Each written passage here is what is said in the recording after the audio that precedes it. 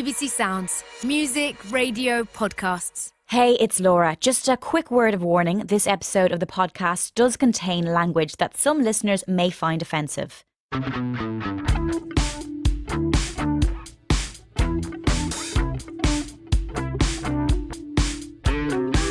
I'm Laura Whitmore, and on this edition of Under the Spotlight, I'm joined by one of the most iconic voices of the synth pop era. Since forming Erasure with keyboardist Vince Clarke in 1985, Andy Bell has rarely been out of the studio. After 35 years and over 25 million albums sold worldwide, the band are back with a brand new record, The Neon. I sat down with Andy to talk about his career in pop, life in lockdown, and being starstruck. It's time for Andy Bell to go under the spotlight. Andy Bell, welcome to Under the Spotlight. Hello. Oh, that's a nice positive hello. Where are you talking to me from today? I'm talking to you from the Limehouse Basin in E14 in London. Mm-hmm. City Airport is not far away, but at the moment there are no planes. Mm-hmm. I have spotted a few drones flying around. They do fly around quite a lot around here. Mm-hmm. They do speak to each other in the sky and then they separate again. Oh. Very fascinating over here. Well, let's just talk about your lockdown, because whilst you've been in London, your husband Stephen has been in Florida with the dogs. How has that been? Because obviously with travel restrictions at this time, that must be very difficult. You know, when you're a musician, you are separated a lot, you know, Mm-hmm. so we're kind of used to that. But it's kind of a bit weird when you're separated of not your own accord. Mm. We finished the album in March and then COVID happened. So it was like we were kind of like instantaneously split apart. I do miss him, but it's kind of made me realise as well that I don't mind being on my own. I'm from a 6 children family, and then when I left home, I came to London with a group of social workers. Then I moved into a gay cooperative house. Then I had my first husband of 25 years when I met Vince. He passed away. Now I have Stephen of 10 years. So I've never actually been on my own, ever.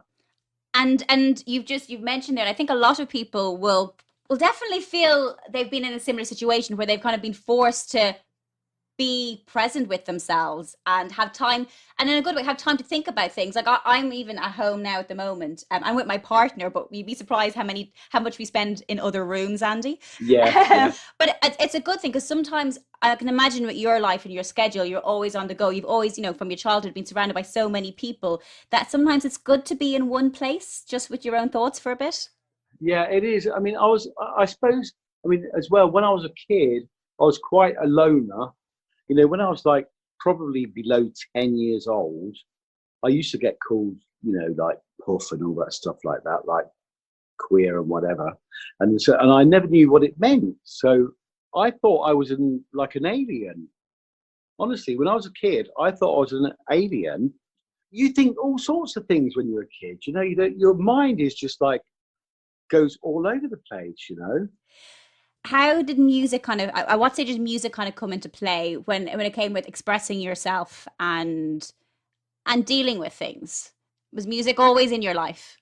It was always in my life. I mean, my granddad was in a skiffle band, so he had like drums, a washboard, all these different things.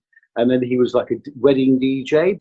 So we always had music in our house. We had my parents, they bought 50s singles from when they were teenagers. So I'd like have Elvis and Kaylin Twins and all these other people. And then started buying my own, when I was 14, 15, and lived through. I was a huge Bay City Roller fan. I remember cutting my mum's curtains down, but they weren't plaid. They were like those ones with flowers, on the curtains with flowers. Like a scene of Sound of Music.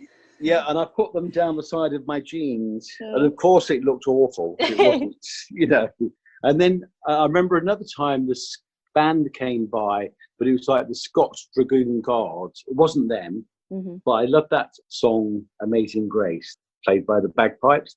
So I followed them all the way into town, and I'd never been into town before. So I followed all these guys in kilts playing the bagpipes. So I've always had an affinity with Scotland, you know. And the other thing was, I mean, I was kind of in the school choir, but then I remember one time I was singing on the street where we used to live, and the Baptist bus drove by and stopped. And I was this little white boy on the street singing, and they said, "Oh, will you come to the church with us? And you can come and sing with us, and it would be lovely." And I was so scared that I didn't go. And I think now, if I'd have gone, what would my voice be like now? I mean, if I'd have had that training, that would have been sensational. Erasure could have been a gospel band. Oh, we have to talk about Erasure, because you are back with some new music. But before we talk about the new music, let's go back in time, Andy. We go from that young boy who is kind of figuring out who he is. Music's always been in your house. You tried to make your own trousers to look like Bay City Rollers. Didn't work out. When does Erasure happen? Where is the birth of Erasure? Erasure happened because I moved to London purposely to join the band. And I moved with my best friend. She was a punk. She got pregnant in school, unfortunately, so she had to leave. But her brother was gay. So she used to tell me stories about all these clubs, you know, in London, like Heaven and Cha-Cha-Cha. So I made a pact with her that we would both move to London together. And we did. And we moved to London with a group of social workers. And then I kind of joined a local band just from a music shop window. And after that, probably maybe half a year, I saw the ad in the paper for Vince Clarke. It didn't say Vince Clarke, but I always thought I should write him a letter. He was a hero of mine. And it was for him. And I just thought, wow, how amazing is that? And talk to me about the first meeting. Well, I'd actually seen him beforehand, but I was really, really shy. I think I was shyer than Vince, actually. And that's pretty shy, you know. I would go to Heaven nightclub like once a week, and you see like Boy George there and Marilyn and Kenny Everett. And I was like, oh my God, like all these famous people, you know. And I was pretty awestruck. But I went for one audition that was for a spin-off band of Bow Wow Wow. And I didn't get it because I really didn't know how to hold the mic properly, you know, after all that hairbrush practice. But Vince Clarke was in the studio, and I saw Vince Clarke on the Space Invaders machine with his big fringe hanging down. And I thought he was the most kind of left field pop star there was, and the coolest one that you could work with. And I thought about writing him a letter once he'd split with Alison. And then the advert came out. It must be incredible though, because so many people would be in your situation. They move to the big city for, you know, to find their tribe, to seek their fame and fortune. It doesn't happen for everyone, Andy, but it happens for you. It must have been an incredible time, an incredible experience to go through. I mean, it is really incredible, and I'm so grateful, and I know that it's, you know, there are thousands upon thousands of people that want the same thing, you know, they're searching for that thing. But for me, it's kind of, I've always had like an instinctive feeling about things, you know, really deep down inside. It's like the first time when Erasure played Miami, you know, I'd been out for the evening, just went wandering around, ended up on the Bayside. I just stood in this place and I just had this feeling, this is where I'm going to be. And then when I met Stephen, I met him in a nightclub in Tampa that he ran, and we just clicked, and we were like in the drag room drinking tequila the whole night. The next day I cancelled my flight home, and he lived just one block from where I was standing, and we bought our apartment. It's a tiny apartment, but on the exact same spot where I was standing at that time. I love that. I love stories like that. I truly believe in those things. Well, I want to talk about hope, and I want to talk about that feeling, because the new album, which is out now, called The Neon, it is hope. It's full of hope. And the first single, Hey Now, Think I Got a Feeling, is the opener. And it's very optimistic. Yeah. And it's everything that you've just kind of talked about there. Do you feel like this is a record that's needed now in 2020? We made it before then, so it was kind of fortuitous that we made it, but it just kind of seemed apt. Walk through the city singing Hallelujah, wish for a lover's touch. Sometimes artists have premonitions about things. I don't mean about COVID, not at all, but you kind of, it's through no fault of your own, but you just do it, and it's made for the world, It's almost nothing to do with you, really. Well, that's what a lot of musicians say about their music. You write it and it comes from your own inspiration experiences, but once it's out there, Andy, it's not yours anymore. Someone else's. That's true, yeah. You have to let it go. I mean, I'm so excited, honestly, for this record, but you can't get your hopes too high. Well, it's probably gonna be a while before you can tour with it the way you had planned. As a musician, as a live musician, how difficult is that for you? Because usually now when you're promoing, you'd be out there performing it in a way that you can't now. We did have tour plans. Obviously, they're all postponed till next year.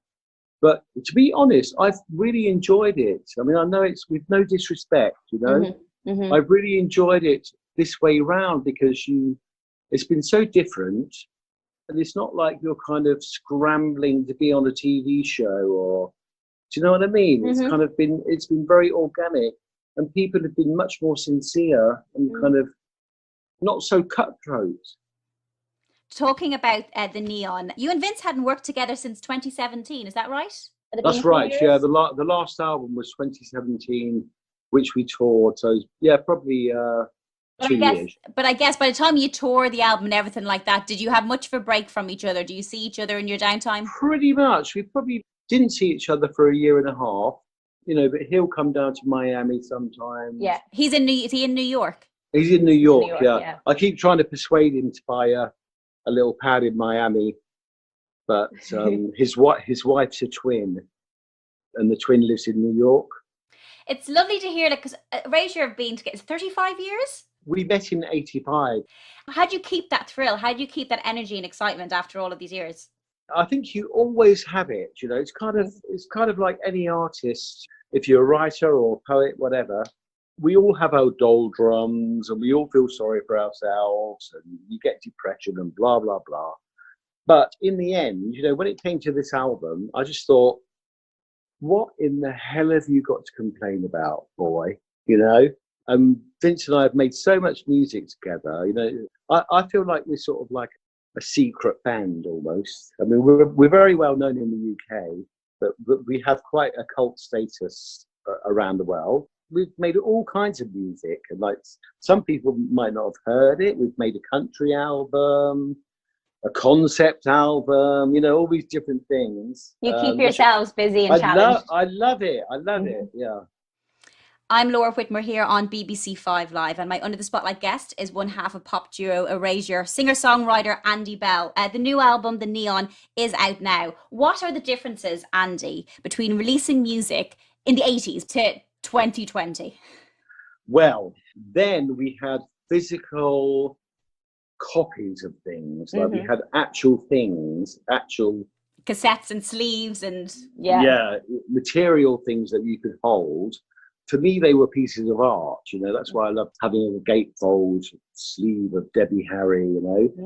And you would literally get lost. You would lose yourself in the images and the songs. And I don't think people get that so much now because they're just fed the video on YouTube and the song, and it's very instantaneous and it's quite disposable, I suppose, in some way, because they don't have a physical thing to cherish, I don't know. So therefore, the fandom becomes much more hysterical, I think, because they have access all areas, on social media. In our day, you didn't have that, so it was kind of like a bit like an intrigue and enigma. How do you think you and Vince would have coped if Erasure was just born in the last 5 years? If you had to have social media that you were made use by the label and you had to kind of give that much of yourself? Yeah, we wouldn't cope because I I mean, I gave up social media like 5 years ago. Why?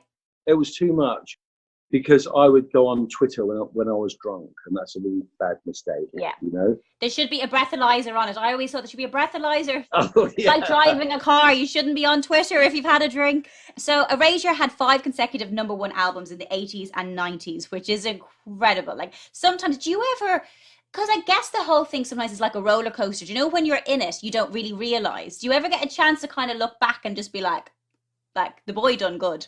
I think with the Neon, it's kind of allowed me to do that because you stop comparing yourself to other people, which is one thing. I mean, for me, it was like a huge thing for me to get over was envy and jealousy of other people. I hated that about myself, you know, because it's so apparent on your face. You can't hide it, you know, and it's an awful feeling. It's a really awful feeling.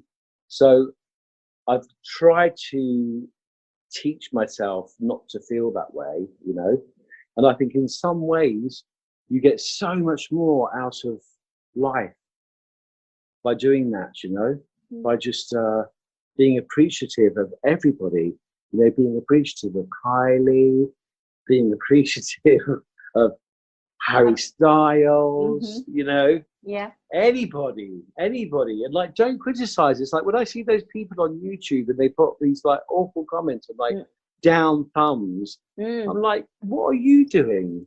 Speaking about the Neon, and we talked a bit about live music that's not going to happen in the way that we want it to happen for a while, but I feel like the Neon is an album that needs to be heard live, that needs to be out there. And I think it was Rosie O'Donnell who said going to your concerts was like going to church. Yes, yeah.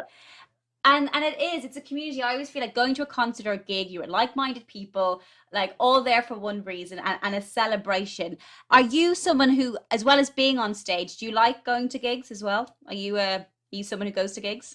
I go to gigs sometimes. I went to, the last gig I saw was Robin in New York. Oh, I love Robin. She was amazing, you know, and she played in Tampa. We were at the club, so we went and saw her afterwards, and we got on really well. And apparently, she's a bit of a fan. I'm a huge fan of hers. I love that.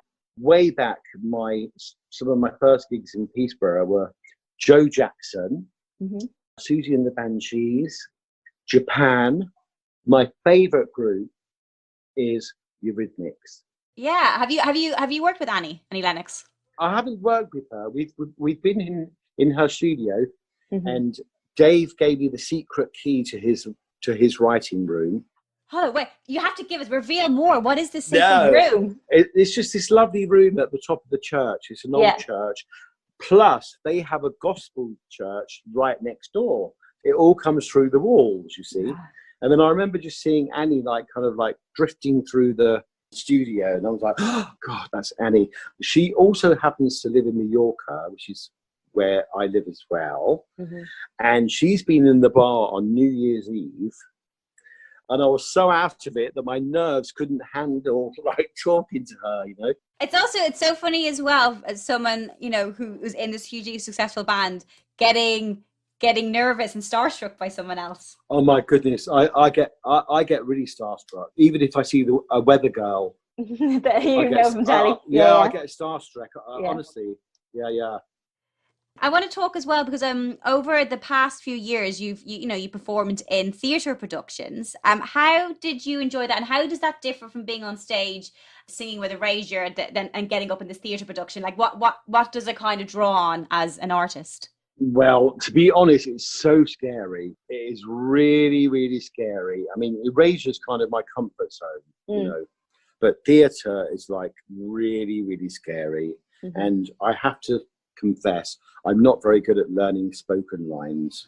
If it hasn't got a tune, it's really hard to remember, you know. So the script just gets cut, because I can't remember my lines, you know.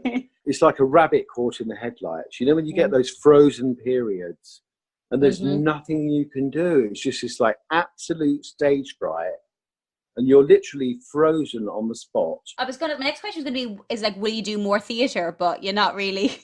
Or would you like to? Honestly, I would love to. I would really, really love to. I mean, I would love to even do Phantom of the Opera, but I've never ever heard a squeak from Andrew Lloyd Webber. I mean, that's one reason why I love Debbie Harry, because she's always done plays and like B movies, and she's not scared to Put herself out there. Yeah, do anything, and that's how I want to be. Yeah, no, I like that. And I would look forward to seeing you in Phantom of the Opera sometime soon. Not Strictly Come Dancing, though. I can't do that. Yeah, the dancing ones are tough, believe me. Yeah. Andy, thank you so much. The Neon is out now. Looking forward to when we can see you live again, because that's you guys at your best. But thank you so much for giving up your time and joining us on Under the Spotlight. Oh, you're very welcome. Thank you.